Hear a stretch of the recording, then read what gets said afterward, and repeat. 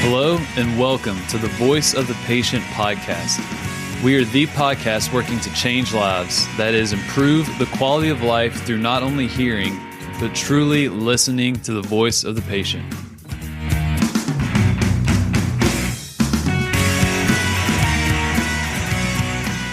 Hi again, everybody, and welcome to the Voice of the Patient podcast. In case you're wondering, I am still Dave Reed, and this is still a special episode and a special mini-series of the Voice of the Patient podcast. Zach Stearns is still here with me, and I am still his trusty sidekick. But first, I want to review a few of the ground rules that we had talked about over the last couple episodes and review what we're doing here. So we'll be joined by Sean Hagey. You know him from Get PT First. Sean has an interesting background, and he's going to share a little bit more about that tonight. Just wanted to review the rules. Again, this is a no-holds-barred conversation. Sean approached the Voice of the Patient with the idea for this series and has asked that we help to get rid of some of the mental health stigma. And we believe this can't be erased without gaining a level of comfort with potentially our own personal discomfort. We'll be gentle and considerate, but we're going to be thorough in the conversation. We need to ask the tough questions because we need to understand. We need to understand the core of what's going on here. So we're going to cover some very uncomfortable, potentially scary, potentially dark material. If you have kids in the car or wherever you happen to be listening, the material that we're going to discuss probably isn't appropriate for them. So we want you to listen to the entire series, but listen probably without younger people or kids or anyone else's kids present for that matter. As healthcare providers, it's important that we have a level of understanding of just how deep mental illness can run, and that it's not only okay, but absolutely necessary that we talk about it with our patients. We'll talk about exercise habits, weight management, diet, and in the clinic, and still we're getting more comfortable talking about sexual activity with our clients.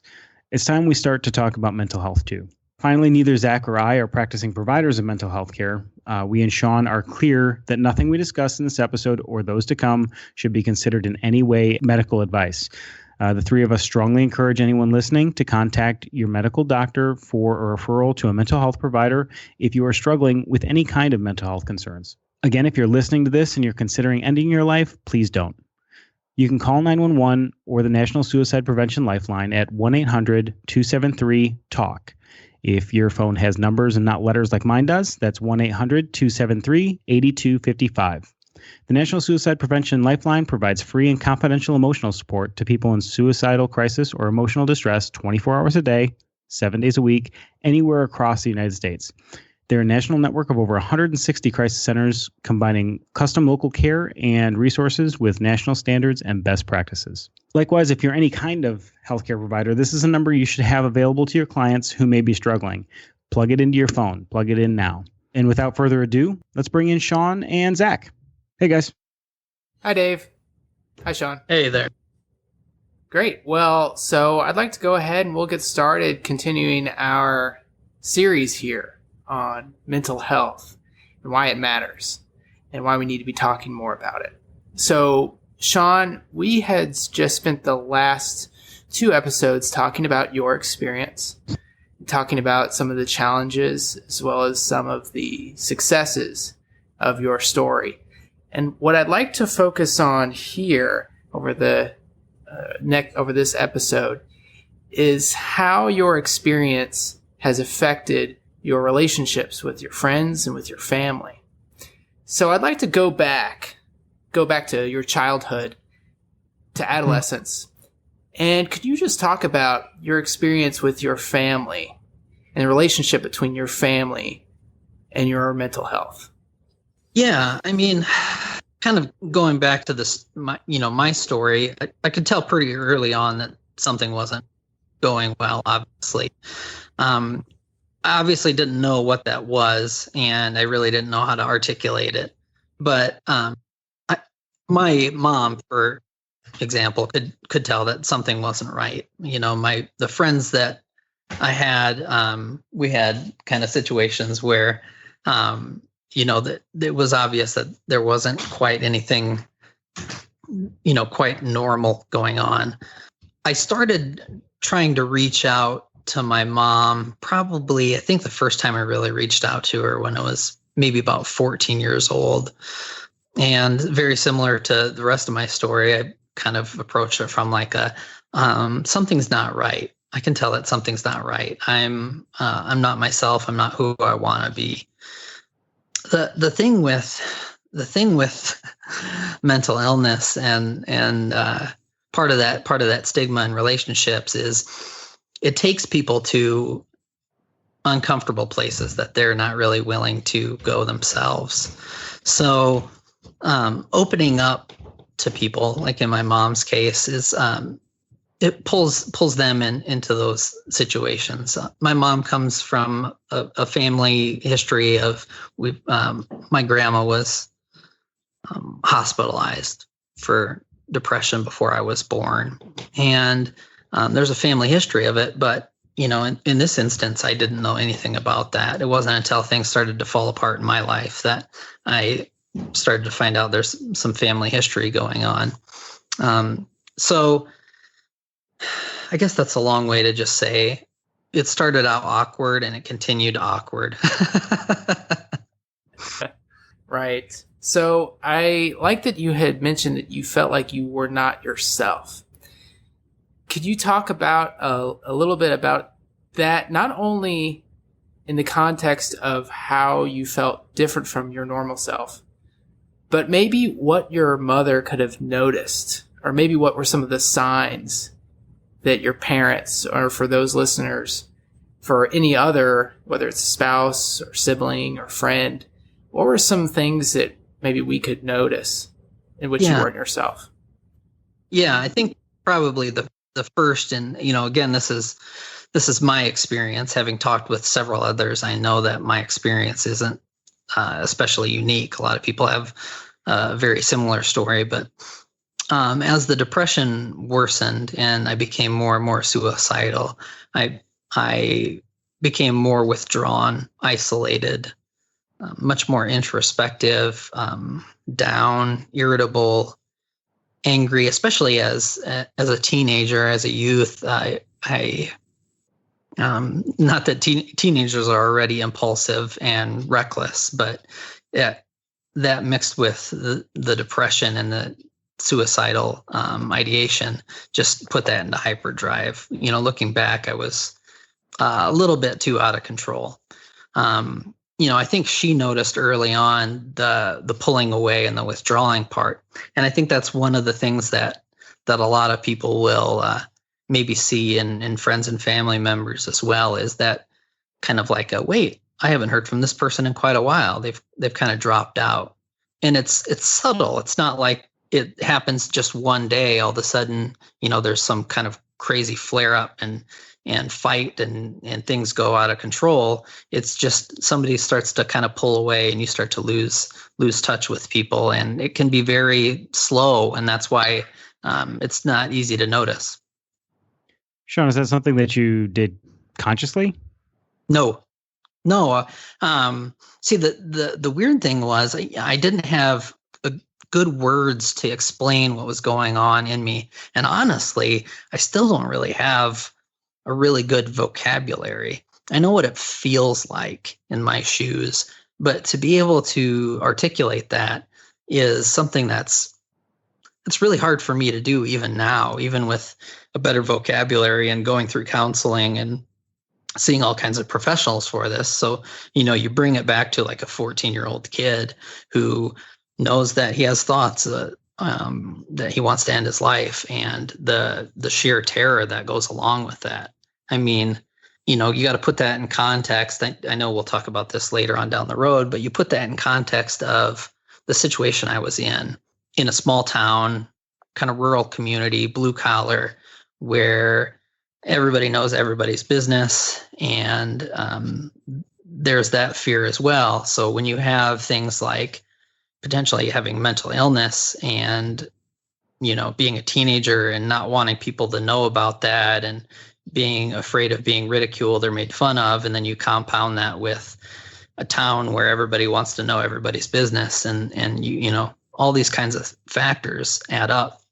So that's just one of the barriers that happens with people coming forward and getting help. I started to kind of dabble in those waters with my mom, but it wasn't until they found my rough draft suicide note that like things really escalated for me getting at least some help or addressing the issue. Well, and moving forward into later in your life, could you talk about how your experience was related to your relationship, say, with your spouse, with your family, moving into adulthood too? Yeah, obviously, when you think about somebody who's battling pretty severe depression and suicidal thoughts, it takes a huge toll on my relationship with my wife. I can't imagine what it's like to watch somebody you love go through kind of a spiral, especially when I didn't have, again, I didn't have the right words to explain what's going on with me. And instead you look at someone who withdraws and is obviously in some serious turmoil, but the communication isn't there. And so it's easy to misinterpret those signals and take things personally. And I know that's been a trouble for my wife and for my family, that withdrawing can come across as personal, like I don't want anything to do with you, when really it's more of, in my mind, it's these people don't want to be around me because I'm a disaster, so I'm pulling myself out of the situation, and so it can lead to a lot of confusion where I'm trying to pull away because I don't want to ruin their lives. They can see it as me being aloof or rejecting them. And that it's the great irony of it. So we talked in I think it was the last episode about, you kind of getting to understand that you had this profound depression about the age of 15. Assuming, and correct me if I'm wrong, but I'm assuming that you didn't know your wife at that point. How do you start to take me through sort of what that looks like from sort of building such an intimate relationship with somebody outside of your immediate family? Yeah. The thing is outside of this horrible depression, which is hard not to internalize as part of what your personality is, I still am kind of a fun-loving, goofy guy at the core. And so being able to have personal relationships, it seems like it would be really tricky, or that I could be accused of pretending to be somebody that I'm not, putting on a different face. So it can be hard to develop some of those relationships because you're struggling. You have this inner struggle of, should I tell them that I'm dealing with these issues? They probably won't like me anymore. How should we kind of confront these things as we grow? In the situation with my wife, I've known her since I was little. We never, in our instance, we never dated until after high school, but she's known me for my whole life, basically, to that point. So she already knew, kind of my quirks and things about me, but she didn't know that level of depth. And as we got close and as we got engaged, I started to open up, like in every instance in every relationship, kind of tiptoeing into the waters a little bit, kind of saying, hey, you might not know this about me, but I have some dark thoughts sometimes. By this time in my life, we got married pretty young, but at that time in my life, I'd figured out that if you try and jump in the deep end quickly, it ends up disaster. People pull away from you. They freak out. Friends don't want to start, they don't want to talk to you anymore. It makes them uncomfortable. So, in those situations, you kind of work into it. And unfortunately, again, I'm at a situation where I don't know how to communicate these things very well. I'm not even really sure what the hell's going on with me. I'm not able to articulate it very well. And so my wife gets confused. She gets mixed signals. She thinks maybe Sean's just talking about like he's, dark thoughts. That's pretty vague. Who knows what that is? And it never really gets anywhere. So, I'm able at that point in my life, I'm still able to have a productive life and work and go to school and do all these things. So it never really becomes a huge issue. But with time, and you add on having kids and more work stress and things like that, that's when things start to get pretty complicated. And you're not able to, maybe hide isn't the right word, because I don't think I ever really hid it as much as just trying to avoid it for my own sake. I'd rather not confront it, talk about it, deal with it myself. So, it makes it awkward, and it piles up and it piles up and it piles up. And in a lot of people's instances, it's similar to mine, where eventually you can try and push that down for only so long before it just bubbles to the surface, sometimes violently. And then you've got a huge mess on your hands. Right. That's so hard. It's so hard to understand everything that's really going on. So I can imagine it's just a huge challenge on a relationship when there is this issue here that's really even hard to articulate what's going on. And on top of that, the effects it has are so huge, right? It can really affect you as a person to the point that, like you said, there's this withdrawal or many other things can happen. And what's really amazing, though, is at the same time, there's so much support from your family and from your friends. Can you talk about what were some of the things that your friends and family did that were very helpful, that really helped you through this, or maybe even help you in this moment, to even up to today, that maybe our listeners could understand, that could really help us in our own relationships with others? Yeah. The thing is everybody wants to say the magic words to really lift somebody's spirits. As humans, we're like fixers by nature. We want to get in there and we want to fix the problem and deal with it. The people who helped me the most, and friends and family, are just the ones who are willing to just be there and listen. And that's a really hard thing to get people to just accept. Like, the more you try to say things, or if you feel like you have to say something, it's usually going to come out poorly. The trying to relate, desperately trying to relate, ends up being a bigger disaster than just saying, you know what, I don't know what you're going through, but I love you and I'm here and I support you and you're loved. And there's really nothing better than that.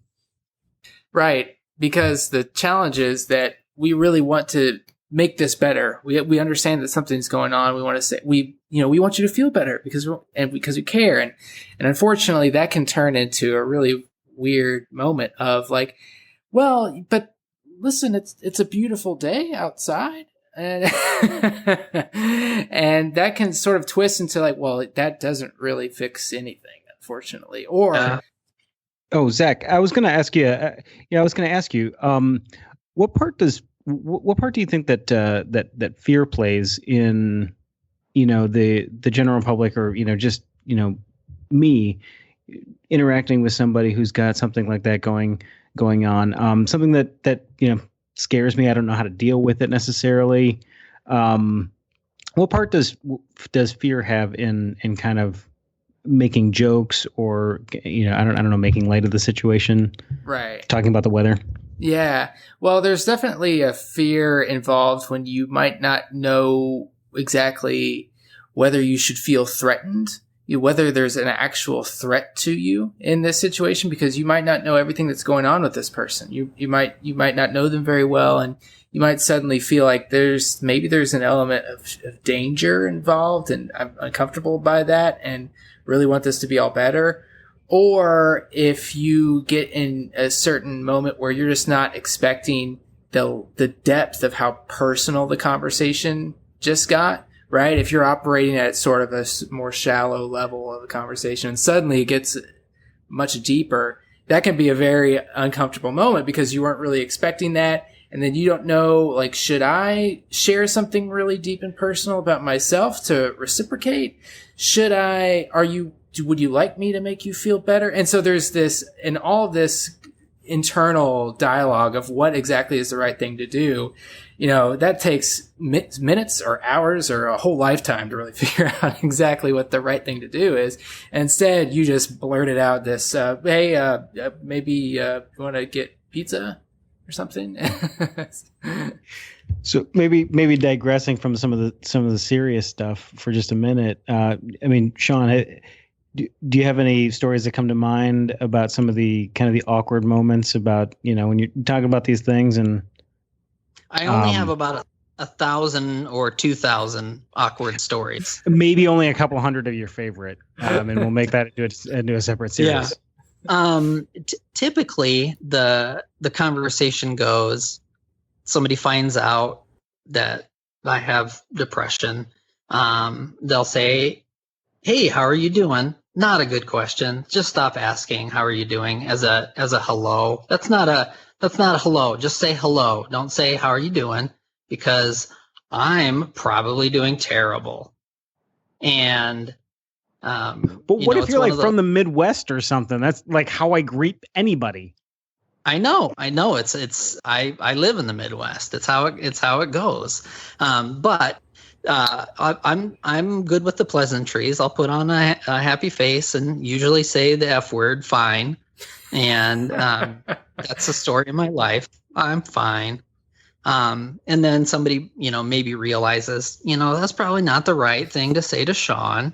And so, like Zach was saying, you feel awkward and uncomfortable. And so you force something out, and inevitably, like, it turns into, "Oh yeah, that's right. You're kind of going through a hard time. How's it been lately?" And I'll say, "Yeah, it hasn't been very good. I'm kind of working through it." And then inevitably, this is the thing that rots out. I had a rough day yesterday, and I got a cheeseburger and it had mayo on it, and I don't like mayo, and it was really frustrating. So, okay, good talk, bye.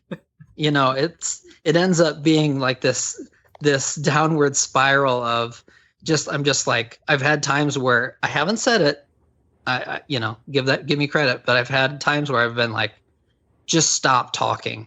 Just stop talking. It's not going to get better. It's only going to get worse. Just stop talking. You don't have to tell me a potentially sad story of your situation. It's okay. It's okay. Yeah. And I think what the problem is for a lot of people is, for me, it's okay to not be okay. I'm at that point in my life where I can accept that. But for a lot of people, that's incredibly awkward and bad. And I'm sure it's also true for people with chronic, maybe terminal illnesses as well, where people try to give some kind of comfort or feel like they're trying to be empathetic, sympathetic. I don't know what it is. And then they force it, and it's just so awkward. My aunt had really some depression once, and that was a rough one. Oh, cool. That makes me feel so much better. Thanks for sharing your story. Well, Zach, how much, and for you, how much of that, and just so I know, how much of that, and looking for, maybe it's me looking for the silver lining, or maybe it's just me looking for excuses, but how much of that has to do with trying to find common ground where, you can identify with the person across the table from you, like, oh yeah, you have a dog, I have a dog too. Granted, depression is not, or any kind of mental illness is not on par with, we both like the color blue. But how much of that is just trying to identify with the person across from you and trying to make sort of a human connection? Yeah, and I think that's where it's a good point that it comes from really a positive space. Like, the intention is pretty good for the most part, because there is an amount of concern for this person, and you think, I want to sort of share, I want to feel closer, I want to sort of develop some amount of closeness or intimacy about this, because I want to show that I care and that I'm listening. I think a big problem is that, so like, if you were to compare it and say, like, let's take a separate situation, and maybe it's, say that a pet died, like say your dog died or something like that. Oh, like, yeah, that happened to me too. We just lost one. And that, in that sense, you can really bond with that person, and it's very similar. It's totally not similar to if this person in front of you is dealing with this, and then you had a relative who's dealing with this. What would be different is if that person is dealing with this, and you know what, I'm dealing with that too. But even that is different, because that point of that conversation, when a person shares this amount of really raw material, really vulnerable moment, that sort of gets rejected if you decide, well, I'm going to not talk about you. I'm going to talk about this other thing. Yeah. And I can see that. You know, I don't begrudge people that do it. I'm appreciative that they at least feel in some way that they want to show me that they care. And I'm used to it by now. I just smile and nod my head and move on. But as a depressive, it's just like, oh, please don't try. Like in the back of my head, I'm thinking.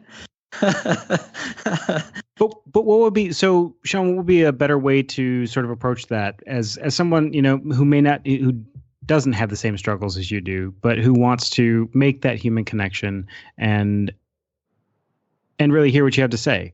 You know, how would you recommend making that connection? Yeah. You know what? Don't be afraid to ask. You can literally say to me, wow, I have no idea what that's like. How are you doing with it all? What's it like for you? You know, is there anything I can do to help you? Those are things that you can, you know, if there's something tangible that you can do, then I will let you know. Those are kinds of really practical ways. And folks like myself, I can't speak for everyone with a mental illness, but when we can tell that you're cool with it, we're willing to share. If we can tell that you're totally weirded out and you want out of the situation, there's no way that we're going to open up. You know, I'm not going to contribute to the awkwardness. But, you know, if somebody is legitimately wondering and they want to know, I'll tell them. I've got no shame in it. And, you know, as a home health therapist, I have plenty of clients that have, bipolar diagnoses and schizophrenia and anxiety and depression. I can look on their med list when I'm going in there and know what they're taking. And usually a way for me, I don't get personal right away. But what I've found is if I ask them about how that affects their overall health and well-being and their social support system, which is really important in the home health world, they're always willing to talk about it. If you're coming from a place of actual caring and concern. Right, absolutely. And just being able to show that there's a concern there without diverting the conversation into this weird other space that you just don't know why you're talking about mayonnaise on a cheeseburger now after talking about how to deal with this. So, but I like that. And so could you talk a little bit about what other advice you'd give to, say, spouses of those, someone who have this like super close relationship with someone who might be dealing with mental illness, maybe either in the phase of they are going through therapy and how to support this person in therapy, or maybe even before that, of if you're thinking this person might, my husband, my wife, my best friend, my sister might really benefit from this, but I'm not going to just say go to therapy, right? Because you love this person more than that. So what sort of advice would you have for those? One is take mental illness very seriously. It's not going to go away on its own. It needs to be addressed. A lot of it depends on the situation of the person with the mental illness. You know, if you're a spouse and your significant other is going through this issue, get couples counseling. Get it out in the open. Meet with a trained facilitator who can help you guys talk through these issues, because trust me, those issues are something that they'll be very, very versed in. In my situation, it was really helpful for my wife when we did couples counseling so that she could get a better understanding of like how my brain works. And this counselor was able to explain it in terms that I'm not able to, so she can understand it. And vice versa, so I can be able to get kind of her side and her feelings and how she's interpreting things. And so that's incredibly important. If you're a parent and your child is going through this, get in counseling together. So you can be able to learn to have a language, to be able to talk to one another. So when things are going bad, there isn't this mass miscommunication and things go haywire. You can have a language that you can both speak and understand, where you can be able to say to the other person, like in my situation, I can say to my wife, I'm not doing well. And she knows that means this is a legit serious situation. And then by then she knows what to do and what steps to take. But you can't get there overnight, and you can't just figure that out yourselves. It really takes somebody who's been through the trenches and knows how to give you tools on how to deal with those things. If you're a friend and you see another, you've got a very close friend who's going through these issues. If you really love them and care about them, you got to step out into those deep waters. You've got to confront it. The worst thing I could think of is looking back at somebody who's maybe decided to take their own life and look back and think, oh my God, what could I have done? That's something that will haunt you the rest of your life. If you really truly care about this person, this friend, and it's a really serious issue, it's worth losing the friendship over. Sit them down, say, hey, here's the deal. I'm legit concerned about you. Can I drive you to an appointment? What can I do to make this happen? I will do everything I can to help. It doesn't have to be confrontational. It doesn't have to be like an intervention style, but seeing somebody step out and say, I acknowledge you. You mean the world to me. I will do whatever I can to help you, is incredible. Is incredible because, everything the mental illness tells me is I have to hide it. People will reject me. If people knew this about me, they wouldn't like me. In fact, they'd hate me. And then to be countered with that kind of unconditional love and support is everything that I need at that time. Right. I really love that what you had mentioned about countering it with that unconditional love and support. And there's really a cycle involved, like you said, that if you withdraw and then if that significant other interprets that as saying, well, then you don't want to spend time with me, that can really cycle into a rough space. But instead, if that one person can break that cycle and instead offer love and support in the way of saying, what can I do to help? Maybe offering some sort of real meaningful deep support, not a shallow support there. But so I really appreciate that. David, do you have any other questions? No, I don't. Thank you guys. Thank you, Zach, and thank you, Sean, for coming on again and sharing your story. Thank you too to the listeners for listening to this part of our mini series on mental health with Sean Hagey. Please look for the next installment next week when we discuss greater public perceptions of mental health. Thanks again for listening, and keep listening to the voice of the patient. If you enjoyed this episode, go to thevoiceofthepatient.org, where you can find other helpful podcasts and blog posts that will show you how to improve healthcare through not only hearing, but truly listening to the voice of the patient. Thanks for listening.